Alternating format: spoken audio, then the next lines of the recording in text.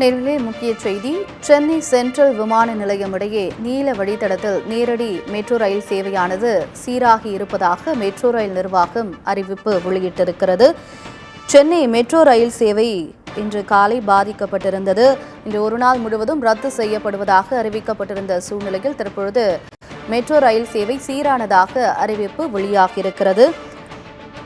மீனம்பாக்கம் மற்றும் விமான நிலையம் இடையேயான மெட்ரோ ரயில் சேவையில் தொழில்நுட்ப கோளாறு ஏற்பட்டதன் காரணமாக ரயில் சேவையானது தடை செய்யப்படுவதாக தெரிவிக்கப்பட்டிருந்தது. தற்பொழுது தொழில்நுட்ப கோளாறு சரி செய்யப்பட்டதாக மெட்ரோ ரயில் நிர்வாகம் அறிவிப்பு வெளியிட்டிருக்கிறது.